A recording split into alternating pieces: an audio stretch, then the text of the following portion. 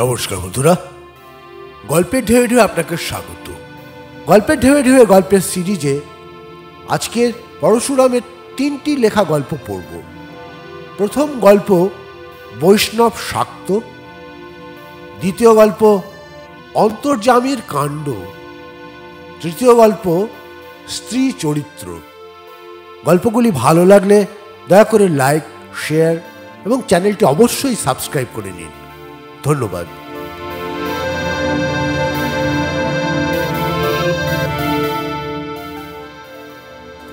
গল্প পাঠে আমি সাগর লাহিড়ী।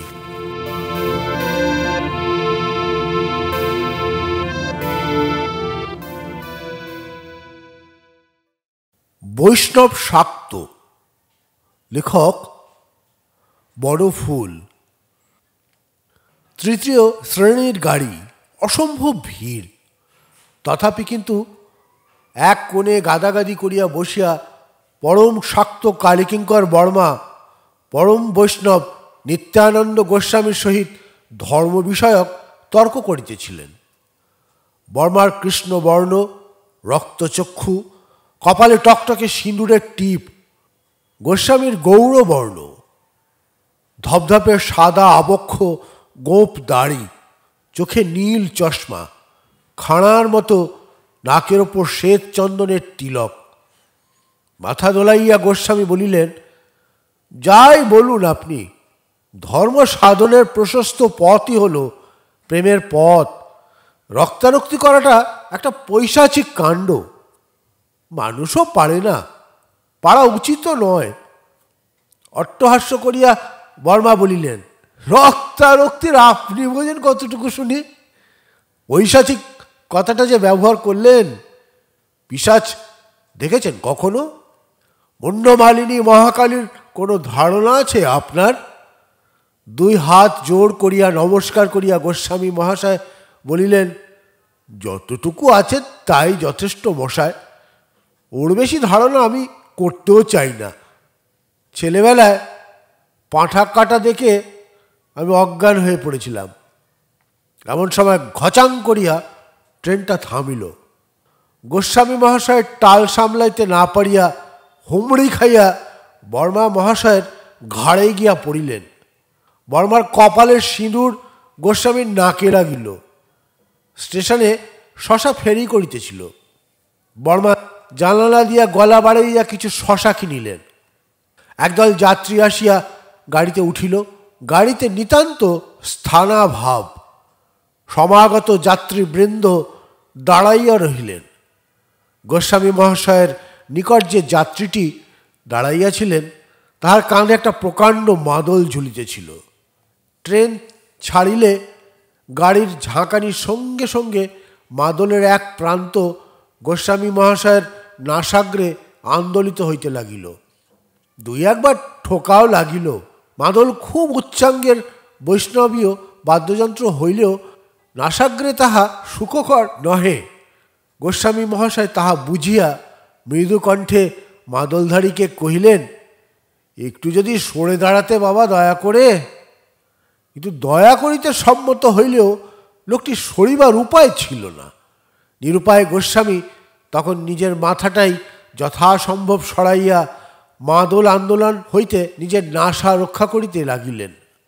গোস্বামীর মাথায় তির্যক ভাব দেখিয়া মৃদু হাসিয়া বর্মা মহাশয় বলিলেন, তোমরা বসে পড়ো না হে, দাঁড়িয়ে কতক্ষণ থাকবে বাপু? যে যেখানে আছো বসে পড়ো। একটু ইতস্তত করিয়া মাদলধারী বসিল। নাসা সম্বন্ধে নিশ্চিন্ত হইয়া গোস্বামী মহাশয় আবার শুরু করিলেন, এই যে মাদল, অপূর্ব জিনিসে। বৈষ্ণব ধর্মেরও অপরিহার্য অঙ্গ হচ্ছে খোল আর খঞ্জনি। আপনার ধর্মে দেখান দেখি এমন জিনিস। আপনারা এক রক্তারক্তি ছাড়া নাকের ওপর ঠকাস করিয়া আঘাত দিয়া মাদল বাদক আবার দাঁড়াইয়া উঠিল। গোস্বামী মহাশয়ের কথা শেষ হইতে পারিল না। বর্মা মৃদু হাসিয়া বলিলেন, আবার দাঁড়ালে কেন গো? আগে পরের স্টেশনেই নামবো। সে তো এখন দেরি আছে। মাদল বাদক কিন্তু আর বসিল না। পরের স্টেশন পর্যন্ত গোস্বামী মহাশয়ের নাকের সামনে মাদল সমানে আস্ফালন করিতে লাগিল। পরের স্টেশন আসিল। গাড়ি ঘচাং করিয়া থামিতেই মাদলটা সজোরে গোস্বামীর মহাশয়ের নাকে গিয়া লাগিল। একটু যেন চশমাটা বাঁচিয়া গেল। ট্রেন থামিলে হুড়মুড় করিয়া প্রায় সকলেই নামিয়া গেলেন। রহিলেন শুধু বর্মা আর গোস্বামী। বর্মা বলিলেন, এ হে, আপনার নাক দিয়ে রক্ত বেরিয়ে গেল যে! মাদলের আঘাতে বৈষ্ণবের রক্তপাত, এ কি বিড়ম্বনা! নাকটা মুছিয়া গোস্বামী বলিলেন, আসল জিনিস কি জানেন মশাই? অর্থ। পয়সা নেই বলেই না এই থার্ড ক্লাসে ভিড়ে চলেছি, তাই না এই দুর্দশা। অর্থ না থাকলে ধর্ম টর্ম কিছু টেকে না। অট্টহাস্য করিয়া শশা ছাড়াইতে ছাড়াইতে বর্মা মহাশয় বলিলেন, যা বলেছেন, অর্থ নেই বলেই না আমার মতো শাক্তকে ছুরি দিয়ে শশা কেটে খেতে হচ্ছে। খাবেন নাকি শশা? দিন, সবই অদৃষ্টের রহস্য। সকলের চেয়ে বড় রহস্যটা কিন্তু উভয়েরই অজ্ঞাত রহিয়া গেল। পরের স্টেশনে যখন গোস্বামী মহাশয় শশা খাইয়া নামিয়া গেলেন, তখন ছদ্মবেশী ডিটেকটিভ বর্মা মহাশয় জানিতেও পারিলেন না যে গোস্বামীর অভিনয় করিয়া যিনি নামিয়া গেলেন তিনি দুর্ধর্ষ খুনি পলাতক ব্রজধর মিশ্র, অপর কেহ নন। মাদলই ঠিক বুঝিয়াছিল।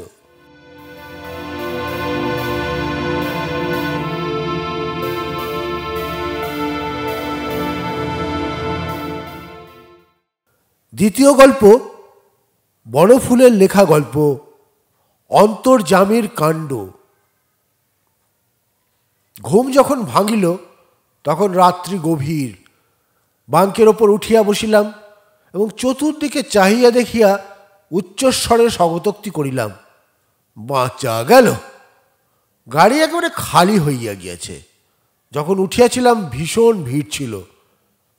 এখন আমি তো রাজা।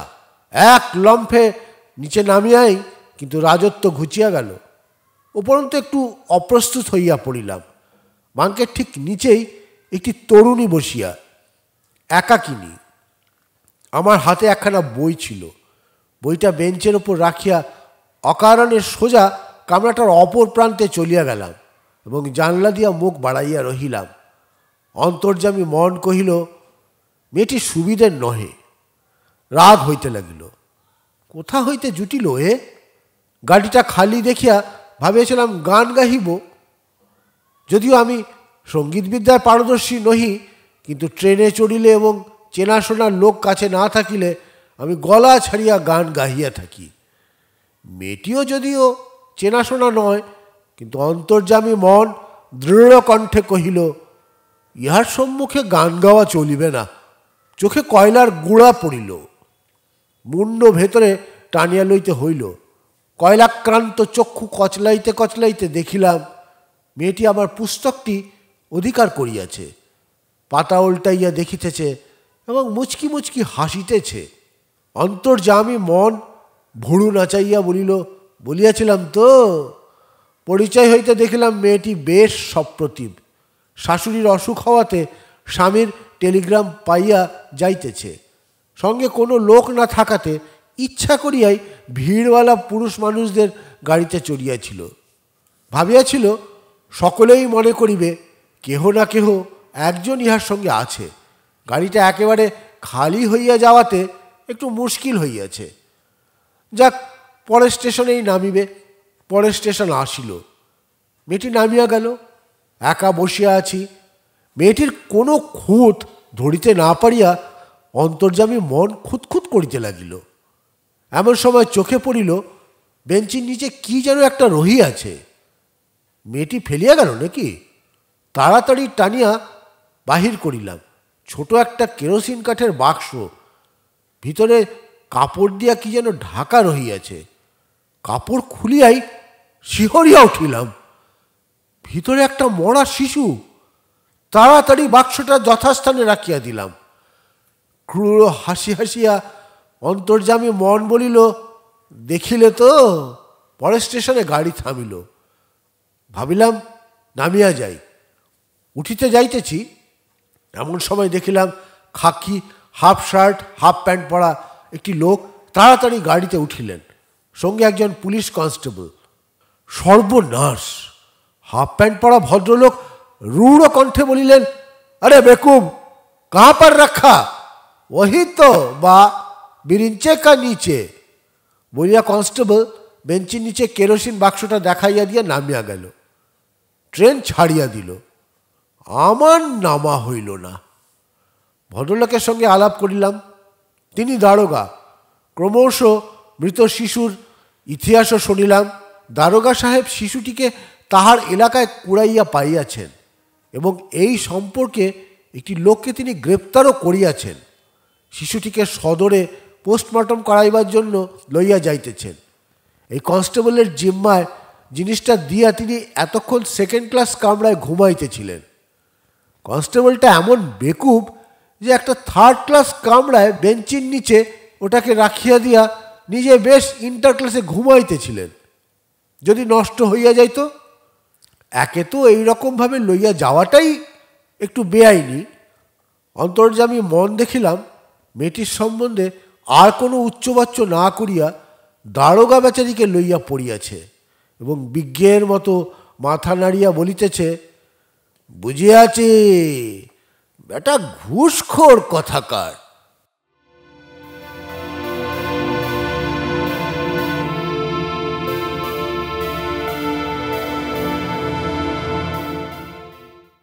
তৃতীয় গল্প পড়ছি, স্ত্রী চরিত্র। লেখক বনফুল। এক। গভীর রাত্রি। মশারির মধ্যে শুইয়া শ্রীমতী সুনন্দা একটি পত্রিকায় আত্মসমর্পণ করিয়াছেন। পাশেই শ্রীযুক্ত তমালকান্তি পাশবালিশ জড়াইয়া ধরিয়া নাক ডাকাইতেছেন। বলা বাহুল্য হইলেও বলিব, উহারা স্বামী স্ত্রী। 1 বৎসর হইল বিবাহ হইয়াছে, সন্তানাদি এখনো কিছু হয় নাই।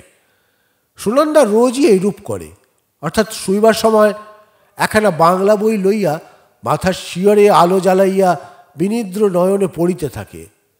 তমালকান্তিও রোজ এইরূপ করে, অর্থাৎ নির্বিবাদে ঘুমায়। মাসিক পত্রিকার পাতা উল্টাইতে উল্টাইতে হঠাৎ সুনন্দার নজরে পড়িল একটি গল্পের নাম গল্প নহে। আশ্চর্য নাম তো, লেখকের নাম নাই। সুনন্দা পড়িতে শুরু করিল। পড়িতে পড়িতে ক্রমশ সুনন্দার মন নির্মলা নাম্নী মেয়েটির জন্য ব্যাকুল হইয়া উঠিল। বিশ্বনাথ ছোকরাটির ওপর সুনন্দার প্রথমটা রাগ হইয়াছিল, কিন্তু সে রাগও বেশিক্ষণ টিকিল না। বিশ্বনাথ যখন বিদায়কালে নির্মলার দুটি হাত ধরিয়া হাউ হাউ করিয়া কাঁদিতে লাগিল, তখন সুনন্দার রাগও জল হইয়া গেল। বিশ্বনাথ নির্মলাকে পাইল না, পাইল কাদম্বিনীকে। গল্পটি সংক্ষেপে এইরূপ। বিশ্বনাথ নামক যুবকটি গ্রীষ্মের ছুটিতে মাতুলালয়ে বেড়াইতে গিয়াছিল। সেখানে অন্য কোনো কাজ না থাকায় বিশ্বনাথ পুষ্করিণী তীরে আড্ডা গাড়িল। পুষ্করিণীর তীরে গিয়া আড্ডা গাড়িল, উদ্দেশ্য মাছ ধরা। একদিন ফাতনার দিকে চাহিয়া চাহিয়া বেচারার প্রায় অন্ধ হইবার জোগাড় হইয়াছে, এমন সময় এক কাণ্ড ঘটিয়া গেল। ফাতনা ডুবিল এবং বিশ্বনাথ মরিয়া হইয়া প্রচণ্ড এক খ্যাঁচকা টান দিয়া বর্ষি তুলিয়াই একেবারে অপ্রস্তুত হইয়া পড়িল। ও গো মা গো! সচকিত বিশ্বনাথ পিছন ফিরিয়া দেখে বর্ষি একটি কিশোরীর কাপড়ে গিয়ে আটকাইয়াছে। বলা বাহুল্য, কিশোরী আর কেহ নহে, নির্মলা। এই শুরু। তারপর ভদ্রভাবে যত প্রকারে প্রেমালাপ করা সম্ভব তাহা ইহারা করিয়াছেন এবং করিত, যদি না বিশ্বনাথের মাতুল রঙ্গমঞ্চে অবতীর্ণ হইতেন। মাতুল মহাশয় তাহার সুপ্রচুর গম্ভরাজির অন্তরালে ঈষাধাস্য করিয়া ব্যাপারটাকে যৌবন সুলভ বাতুলতা বলিয়া উড়াইয়া দিলেন এবং প্রতিষেধক স্বরূপ কাদম্বিনী প্রয়োগ করিয়া বসিলেন।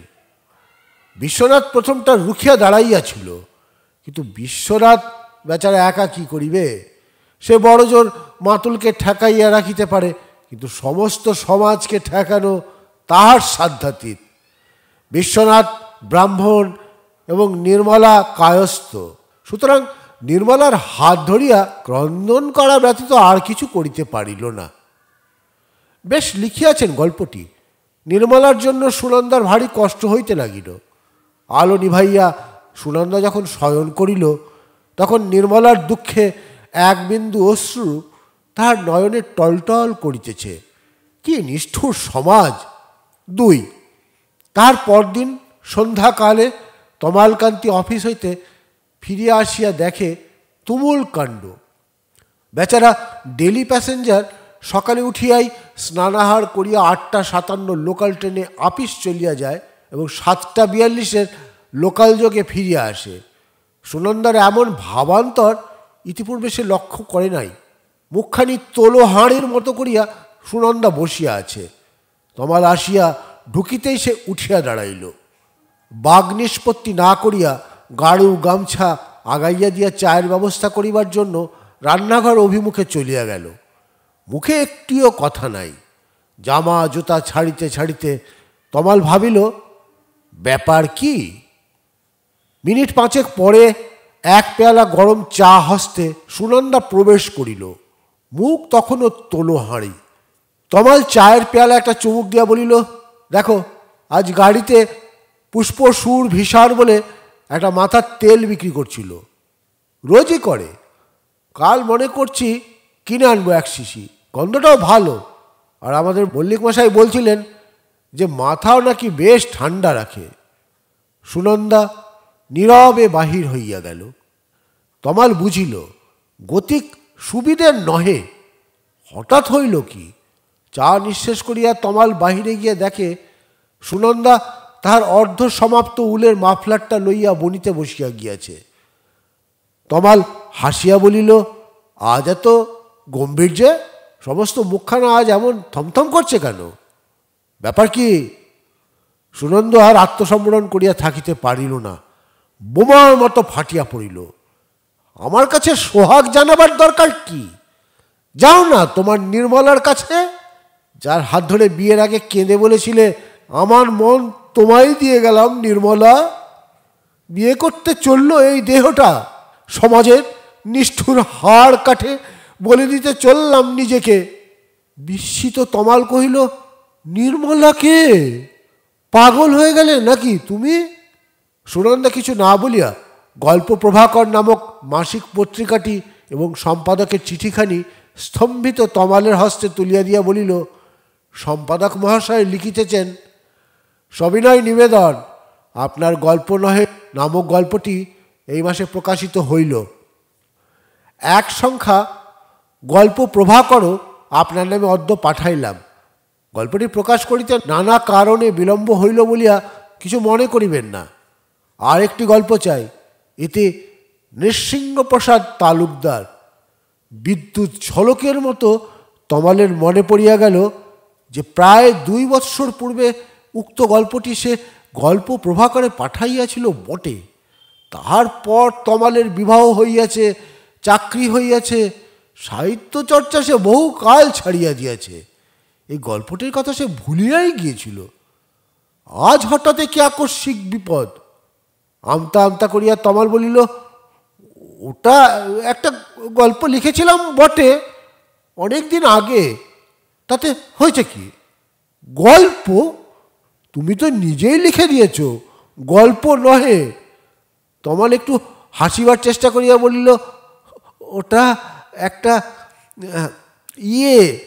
স্টাইল, বুঝলে কি না? সুনন্দা কিছুই বুঝিল না, বুঝিতে সে চায়ও না। নির্মলার ঠিকানাটা জানিতে পারিলে একবার গিয়া দেখিত মেয়েটি কেমন রূপসী, স্বামী যেরূপ লিখিয়াছেন ঠিক সেই রূপ কিনা। ঈর্ষায় তাহার সমস্ত অন্তর পুড়িতে লাগিল। অথচ এই কয়েক ঘন্টা পূর্বেই নির্মলার দুঃখে সুনন্দার চোখে জল আসিতেছিল।